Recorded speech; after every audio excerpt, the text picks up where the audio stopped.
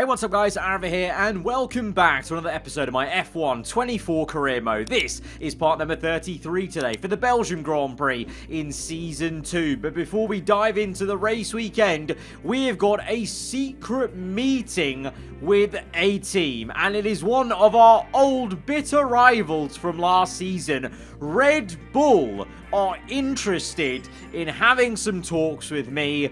And you know what? I'm open to it. I'm open to it. You know, this season, even though we have been fighting for a first, maybe championship with McLaren, there have been some flashpoints. We've had team order issues. We've had illegal overtakes that have made me start to question maybe the long-term loyalty to the Papaya outfit. And, you know, that's been echoed by some of you guys in the comments below as well. So I am open to discussions, even though Red Bull, obviously, yeah, were our arch rivals last season. I was actively trying to help Lando defeat them in terms of the Drivers' Championship versus Verstappen, and obviously we beat them in the Constructors, but I am open to it. They are lower down in the Constructors' Championship than even Aston Martin at the moment in third place, but you've got to remember, next season, Season 3, in the timeline here of this series, is 2026, so Red Bull would be partnering with Ford. It would be an entirely new era of Red Bull. So yeah, sure, their form isn't great right now, but Verstappen just recently won 2 races in the last couple of races, so they are even on the up a little bit even now. But into next season, I'm open to discussions. I want to see, you know, what other information we can get from these meetings with Red Bull, because, you know, maybe they wouldn't be such a bad option, you know, with Ford coming in, a Red Bull-Ford partnership to drive for that. Sounds pretty tasty, to be fair, for a new era of Formula 1 in 2026, the next season here in Season 3. So, I was tempted just to decline it, because I thought, you know, let's just keep the options wide open, but why not have a few discussions with Red Bull? It didn't harm us to have a few discussions with Ferrari last season. They were still open to having negotiations at the end of the year, even though ultimately we rejected them at the last hurdle. So I think in terms of the way the contract mechanics work, I think we're able to have talks with Red Bull and at the same time still have our options open, because if we were to decline them right at the end, I think in terms of the way the contract system works, I hope that it would mean that other options are still there as well. So we can keep it all open. And now we turn our heads into the next race weekend, having come off the back of what was a very difficult race at the Hungaroring, but we did manage to finesse our way to a race win around that place, even though we had to do some insane fuel saving, a huge trolley train, but we made it work. We made it work, and we got a race win, and we got a nice little cushion to Fernando Alonso. And actually, to be fair, in that race, we just had a talk with Red Bull. Their Red Bull went up in smokes for Max Verstappen as he retired. You know, I said about him making a bit of a championship charge finally in the previous episode, I think around Austria, wasn't it? And then he DNF'd. So obviously, commentator's curse working out big time actually for that. As we go through the specialists, at the moment, no chance of making any sort of R&D upgrades. We've only got 900 R&D points. That's about half the amount we need for some of these upgrades now. So the high inflation is being felt, especially by me. You know, I'm not able to purchase a lot because Lando is earning most of the R&D points. But we do have a tiny minor upgrade that does come in for this race weekend anyway. That was purchased, I think, 2 episodes ago around Silverstone. There are some movements going on for other teams, not directly below us, but more in the second pack there. You can see Haas making upgrades, Kick Sauber as well, Alpine I think that is, or Williams, it's hard to tell by the 3 different teams coloured in blue in that chasing pack. But at the front it stays pretty similar, with Aston Martin still on paper being the nearest team, which is a big thing obviously, with Alonso being the nearest man trying to chase us down as we go into qualifying for the Belgian Grand Prix. High-speed straights, heady elevation changes and dramatic corners. What is there not to love about today? It's qualifying day here at Spa-Francorchamps. And it's a very different circuit to the one we were just at, the Hungaroring. Really enjoying that on F124. Spa as well. Enjoying it, of course, with the new Spa. The second only time we've been here in career mode. But, very different performing car. Plenty more upgrades. So, in a way, this circuit's going to be even more intense as we go up this galactic hill, up Rouge, through Radion, and then down the Kemmel Straight. This is our first flying lap of the day in Q1, and it is going to be a pretty simple job of getting through into Q2, of course. But Leclerc, again, laying down an early marker. Leclerc was really quick in one lap around Hungary, and then, of course, had that bottle job of a start, really. But he was there, in glimpses in the race, then even at the end of it, whilst we're once again defending him and Hamilton, working as a pair almost to attack us around the Hungarian GP race. So let's see if Ferrari maintain their pace. We go quickest of all at the time in Q2, but by the end of the session, again, Leclerc is quickest. This is looking pretty good for Ferrari and Leclerc. Quickest of all in both the sessions just gone. You saw that Alonso was right behind me in third place though, so myself and our championship rival are going to be very close together, it would seem, here in qualifying. A little bit of a mistake in the top 10 shootout as we dipped a tyre into the gravel. Didn't slow us down too much though as we try and navigate this circuit as best we can. A little bit of understeer kicking in on this final lap of the day on Saturday. It's green, no purple so far, although it usually doesn't indicate it very well on this game. Across the line, it's not purple, it's second place, but it's a surprise person in P1. Lando Norris, our team. I mean, it shouldn't be a surprise, we have the best car on the grid, of course, but in terms of the form in qualifying, what happened to Leclerc? Leclerc ended up half a second off pole position from Lando there. Ferrari, big question marks need to be asked about that, but Alonso's done very well to just be there, to be as close as possible, but it's a front row lockout for the best team on paper on this grid, but Lando annoyingly pips us to pole. But can we try and swap it round in the race? Let's go to the grid. Welcome to this visit to the Ardennes countryside. Spa-Francorchamps hosted its first Grand Prix back in 1925, and this historic track is loved by drivers and fans alike, and us here in the commentary box too. So it's a warm welcome from the Belgian Grand Prix. So here we are once again, ready to go racing through the Ardennes forest. 4.35 miles of long straights, fast corners and massive elevation changes. It makes this not only one of the most exciting circuits on the calendar, but one that makes for some consistently high quality racing as well. Simply put it, there's no place quite like it. It's time to see how our drivers are stacking up after yesterday's exciting qualifying session. Lando Norris will lead us away from pole position and a McLaren alongside. As we continue through the rest of the grid today, we have Fernando Alonso, Sainz, Russell, Leclerc, Verstappen, Perez, Hamilton, Ocon, Stroll, Albon, Oscar Piastri, Gasly, Ricciardo, Joe, Bottas, Tsunoda, Hulkenberg and Logan Sargent. And with lights out just moments away, it's time to go down to the track. And alongside me here today in the commentary box, Anthony Davidson. I know what we've got to do before the start of today's race, but what about our driver?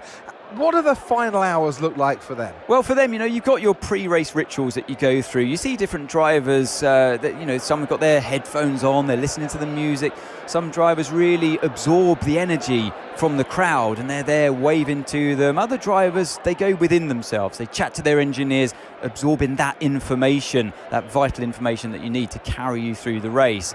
And, those pre-race rituals are essential to making things systematic. We do a lot of Grand Prix in a season, and the more systematic you can be, the easier you are within that environment. I was pretty happy about our front row lockout until I really realised, loading into the race then, this might be quite a tense start, of course, because tensions have been rising in this McLaren team. Just the sense of a bit of a power struggle underlying there with obviously our teammate Lando Norris, the reigning world champion, the man who we helped so much last season, maybe feeling like his status in the team is under threat. We're nearly at 50% recognition, so there definitely is a bit of a shift in the team dynamic, And on top of that, we've got our championship rival in third place in Fernando Alonso. And you can see almost checkerboard of soft to medium compound tyre. Myself and Sainz opting for the mediums, others more aggressive on softs. How's that going to play out with the race strategy? Let's see today as we go to lights out, and we're underway almost immediately. No time to react, and Lando has a poor getaway, almost blocks us in towards turn 1 and opens up the door for all people.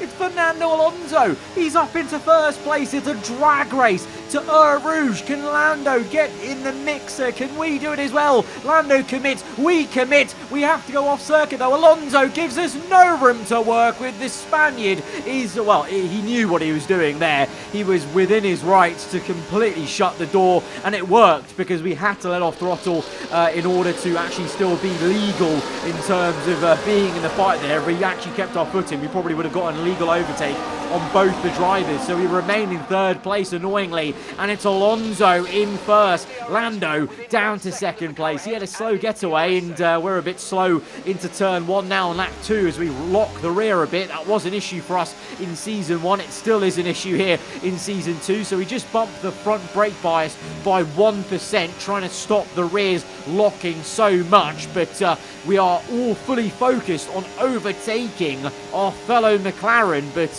Lando does have a bit of speed about him, and the DRS open for both of us, of course, as Alonso is the one who, at the moment, well, he probably felt like a bit of a sitting duck, but he's done well there not to be spooked off the racing line, as I feel like we've got a little bit more pace in the tank in this first part of the race compared to our teammate. We need to try and overtake him, but he's on the softer compound of tyre, and he's doing such a good job of being so frustrating at the moment. We go left and right, and we just couldn't find the confidence to go for one of those gaps there, because I just thought he's going to outbrake us. He's on the better race tyre right now on the soft compound as we go for the little Jimmy, and that was what I was worried about. We had a little go then. I plucked up the courage, but that's exactly what would have happened at the bus stop chicane, because although I'm looking better and a bit quicker, in terms of actual raw grip, Lando should have better grip right now on those soft tyres. But I'm quite surprised a lot of people have chosen softs. They're surely going to wear out sooner. And, well, maybe they're committing to a two-stop as Lando gives us no room on the right. We have to go to the left. A bit of a lock-up. He might go round the outside. He is going to go round the outside to the inside. For the next right-hander, we open up the steering wheel to give him a bit of room. But we're ultimately trying to hang this round the outside now of all these right-handers. But Lando Norris is going to completely squeeze us out. And we're down to third once again. Frustrating times. Look at Alonso. 2 seconds he's pulling away. We absolutely need to get the overtake done now, because Lando is completely wrecking this race for us. He may be on the quicker compound tyre, but we are definitely the quicker driver right now as it gets a bit close and tense. And I'm sure on the pit wall, Andrea Stella and Zach Brown are wincing at this. It's getting pretty damn close between their two McLarens. And as I said, the tensions have been rising. And could this be another race where they go up another Scoville level in heat? As we climb the hill once again, looking to line up this pass. Alonso is pulling away. He's got a nice comfy lead. We need to make this pass, I feel, now, because we're on the mediums. You know, we're going longer than Lando here probably, so we need to make the most of the clean air. Right now he is holding us up, he's backing us up, and we are going to finally pass him. And very nicely, Mark was about to say we need to overtake him. So, you know, for once, I actually agree with what he was saying on the radio there, and we immediately get that objective as we overtake Lando on lap 4, and we're up into second place. But look at that train following, and well, in stark contrast to Verstappen up there in P4 putting some pressure. Perez down on the last point in P10, but that is Alonso's lead. He's looking pretty comfortable right now, and unfortunately I think he'll be looking even more comfortable pretty soon, because Lando comes back at us at the end of lap 4 with obviously some slipstream aided, and he's really clouted the curb, almost cut the corner a little bit there to keep it side on with us, and he's on the outside. He's got DRS, of course, down this small straight, and he is going to overtake us. We're trying to keep it side by side. Look how close that is. Very fine margins as we try and keep it on the inside. Eventually we have to let it go, and now we'll go side by side again. Oh, banging tyres nearly up the hill. We get the overtake, but that actually might be to our detriment because now Lando comes through, Verstappen comes through. It's going to be 3 wide and the Red Bull has squeezed out one McLaren. He's trying to squeeze out us as well. Can we keep it ahead of that of Verstappen? He's done really well here on the outside. We are going to maintain second place. Lando now is down to third, but he makes the dive. He makes the dive. Verstappen goes deep. He makes a mistake. He comes back at him though. The Red Bull clawing his way back into the corner. How has he done that? He locked up and went deep and then ended up still having enough grip and speed to keep it going, and they're still at it. And this is music to my ears. This is exactly what we need. We need them battling for a moment because now all of a sudden we're outside of DRS from our own teammates, so we can now get our head down and just try and maybe see what we can do, chasing down Fernando Alonso, who now has a 5.2 second lead. Ridiculous. The gap comes down to 4.9, so we are slowly bringing that down, but it's not a massive amount to say that we're on mediums. That should be the better race tyre by now. Virtual safety car. Daniel Ricciardo retired. Didn't think anything of it at first. I thought, okay, just going to be a usual DNF for a car behind, but that is, well, I suppose it's probably in an awkward position on the circuit. So it's a virtual safety car, and I'm considering pitting for a bit of a free pit stop or a pit stop with reduced time. But look at the tyre. Originally, my next tyre was set to mediums, which confirms McLaren think well, they were putting me on a 2-stop, medium, soft, maybe, but I've defied them. I'm choosing hards because I just think it gives us the chance, the opportunity to open up the strategy like in Hungary where we went to a 1-stop eventually. Obviously, I hope that we, God forbid, don't have any fuel issues again that forces us into a 1-stop, but let's keep let's keep it open. Let's not put ourselves in a hole as, really? The virtual safety car ended then. That's not even much of an advantage. That's a small, minor advantage of pitting under that virtual safety car. I really needed to end pretty much like now. That would have been a bit useful, but I mean, we maybe got a small advantage, not a lot though, so that's a little frustrating, but at the same time, we're now early onto a set of hard, so can get an undercut going. But yeah, right now it's Alonso in first then as we go green flag racing again. Verstappen second, Lando third, Russell and Leclerc having a bit of a squabble as Leclerc goes round the outside. The man who was so in form in the first 2 parts of qualifying yesterday, not looking so hot in the last part of qualifying, and Ferrari not looking too, don't look too aggressive right now in the race with P5 and 6 as Perez just hanging on ahead of the 2 Williams cars. And there we are, P19. It takes us a few laps to catch up to a car and see another driver in the form of Logan Sargent. We've been asked to try and achieve P18. We've got 3 laps to go for the objective, but we will slide it through on Sargent in the Alpine and get up into P18. But now we're seeing some pit action for people. Verstappen's in, Leclerc's in, and we're going to climb up to P14. Tsunoda's next. The 2 Saubers fighting each other as we absolutely send it on Tsunoda. That was a very aggressive move. Probably caught him a little bit surprised there, probably, as now Bottas seems like a bit of a mobile chicane in the Sauber. They're honestly so slow compared to us top cars at the moment as we get through on Bottas, but they're pretty much just a roadblock for us. I mean, Zhou Guanyu looking so pedestrian-like through that right-hander, but of course, not only is their car performance pretty shocking, but now the tyres, the softs are surely feeling so second-hand at this point. The only thing that Sauber have going for them is they seemingly seem to be okay in a straight line,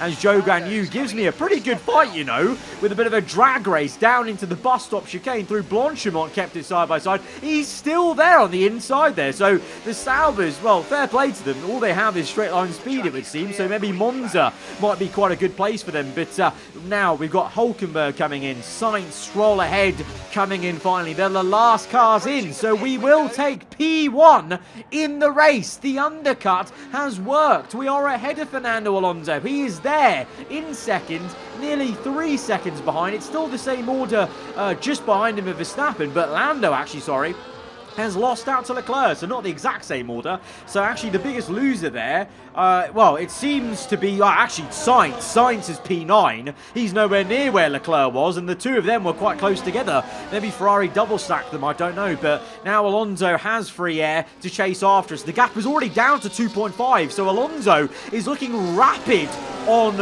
I think, is that another set of mediums? Yeah, that's mediums, but he obviously started on soft, so I think the AI are on a two-stop, soft, medium, medium, I would say. Or maybe they're using all three compounds. But Alonso looking mighty quick right now on mediums versus my hards. And it's going to show because by lap 13, he's on the back of us. It's a bit overcast right now. I don't think there's any forecast for rain, but there is a forecast for a chance of a Fernando overtake maybe here, as he's all over us now as we go big defensive into Blanchimont. We're looking behind us constantly. We go defensive into the bus stop. He's there on the left, but we just take him a bit wide at the apex. He can't make a dive on the outside, but to be honest, that won't phase Alonso. That's probably a part of L plan, because now he just makes an easy DRS overtake, and we can't really fight that too much into turn one, because I knew that would just end in disaster. There was a high chance I lock my rear end trying to outbrake a man when I'm on hard tyres that have been on my car, obviously, for a few more laps than his medium. So at the moment, Alonso will have the pace, but can we come back at him at least as we have that epic shot like in real life down the Kemmel straight, DRS open, bit of battery use to the inside. Alonso gives us the squeeze. This is maybe the first proper time myself and Alonso have fought on circuit. The entire time this season, myself and him have been in strategic battles, but this may be, correct me if I'm wrong, the first time really we've gone wheel to wheel in a race like this. Epic stuff between us two championship leaders, but Alonso gets the better of me. I can't match him in the corners. Right now his mediums, they're still pretty fresh and they're giving him the grip, and he's pulling away slightly. We are still within DRS range, but Leclerc comes for us. He's going to go to the outside. We go defensive, but we'll actually peel into the pits because my team have been telling me to come in for a pit stop, and it seems like a bit of an earlier one. Instead of going on to softs, we're going on to another set of medium tyres. Of course, we had a fresh set of mediums. I didn't have any fresh sets of soft tyres, so it makes sense to me going on to mediums, and of course this is what they wanted us to do initially. Remember when we made that first pit stop, they were trying to put us onto another set of mediums after our first set of mediums, so we pretty much just flipped round the engineer's strategy that McLaren wanted us to do today, and we're out in P18 and well, P16, sorry, as we now go for another undercut. I do ask about weather report because it looks so doom and gloom. Like, I was a bit worried. I was like, guys, is it going to rain soon? And thankfully, Mark said no, it is going to be all dry. So it is just a bit, well, very overcast, incredibly overcast right now around Spa as we overtake Bottas for the second time this afternoon. But this time it's for P15 as we look to try and get our head down and make this undercut work as well as we can. Catching up to Hulkenberg now with the purple in the middle sector. Only yellow first sector, but it is going to still be enough, I think, to get the fastest lap of the Grand Prix. So we've clearly got some good pace on this second set of mediums. But lap 17, no one is in yet. Are they going to another set of softs, I wonder, by going so late into the race on their current set of mediums? Or at this point, lap 17, I did start to wonder, are they going to the end on their mediums as we get into a bit of a drag race with the Haas, and just showing that some of these lower cars, they actually have a very good amount of straight line speed, to be fair. It's just probably the downforce they're lacking in terms of their R&D as we now catch up to Gasly. At the end of that lap, the sun is starting to come back out again, and hopefully the sun will be shining on our race as we close up to a whole gaggle of cars. But I am concerned, guys. I'm concerned that maybe everyone is actually doing a one-stop. And it's a very weird one-stop as we make a big dive on Albon, catch him completely unawares, but Alonso leads still. Leclerc's up to second in the Ferrari, of course, and he might even go for a move for the lead out of nowhere. Hang on a minute, I didn't even think he was going to be close enough for a move, but the Ferrari wants the race lead. He's going to get the race lead. Leclerc making up for the mistakes he probably made in Q3. This is a bit more like it. This is what I thought was going to be the case based off Q1 and Q2, and the sleeping Ferrari has finally woken up in this race. Leclerc leads, but they're all still going, and it's a bit late for a second stop, I feel, as we overtake Piastri. We're going to overtake Ocon here, as we're clearly quicker. But, you know, a whole pit stop is a long old time around Spa as we catch up to Perez, just showing what an awful job Checo's doing. So, no wonder Red Bull are sniffing around for some talks with me. I assume the talks with Red Bull would be to replace Perez, not Verstappen, which would be quite tasty, of course, going up there, you know, being alongside the man I tried to stop so much in Season 1, winning the championship, is we overtake Perez with ease, but look at the gap, 4.3 to Sainz. I think we've made an error. Well, for one, trusting our own team and engineers on that two-stop idea, because what's this? Even Lando's not on the two-stop. Hang on a minute. McLaren, Mark, what is going on? I am the only one who's been put on a two-stop here. Well, my own teammate's not even been put on a two-stop as Alonso comes back at Leclerc. It's actually a genuine scrap between the Ferrari and the Aston Martin. Alonso retakes the lead, so there is a great battle going on for first place, but we're nowhere near it. Alonso leads, which is the worst scenario in the world for us, down in P9. This is a huge amount of points for Alonso to be getting if he goes on to win, as we're on the second last lap of the race. I say if, because Leclerc is there within DRS. My teammate is there within DRS because he has he's not been put on a two-stop. He's on a one-stop.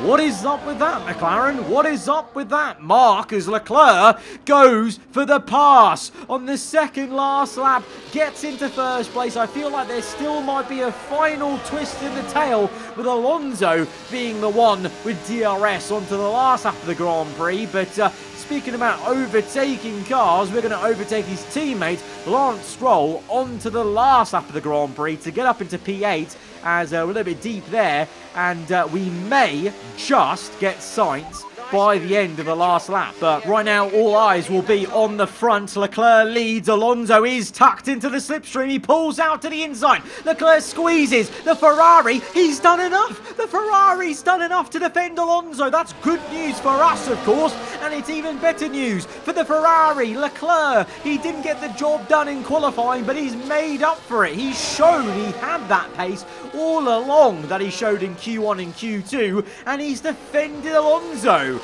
You know, on the crucial last lap. On the previous laps, they swapped positions, but on the last lap, he's crucially defended when it mattered to stay ahead of Alonso. Lando, he's close, but doesn't look like he's going to make a move. They're all in a big train now from P1 down to P5. Leclerc, Alonso, Lando, Verstappen, Russell. Bit of a gap then to Hamilton, a bigger gap then to Sainz and myself as we chase down the Spaniard to get one more position to limit the damage to maybe get P7 by the end of the race. But is there maybe one final bit of drama? Alonso gaining through Blanchimont. Will he go for the dive to the outside, to the inside? Leclerc, oh, he's placed his car perfectly. Leclerc, brilliant defense there. Really awkward in the middle of the circuit. Meanwhile, his teammate opens up the door for us, in contrast, to invite us through into P7. But Leclerc's won it. What a race win for the Ferrari man.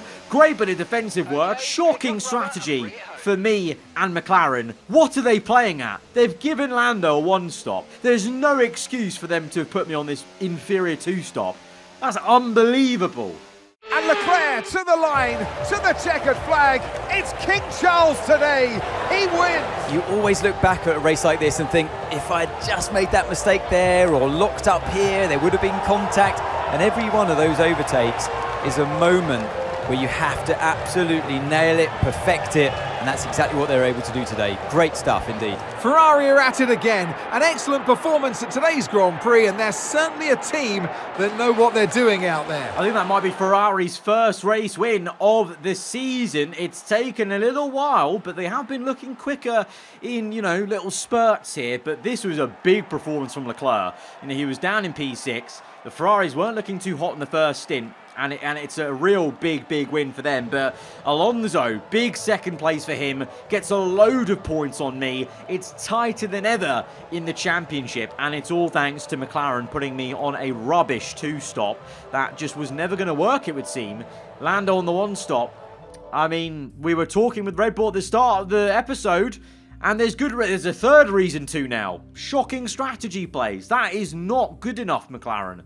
Not good enough. Why am I, the one in the championship fight, being put on strategy like that? That's clearly experimental. Shocking. Guys, if you have enjoyed it though, hit the like button. Let me know what you thought in the comments below. It has certainly spiced up the championship. Till the next one, guys. Hope you enjoyed the rest of your day. Goodbye.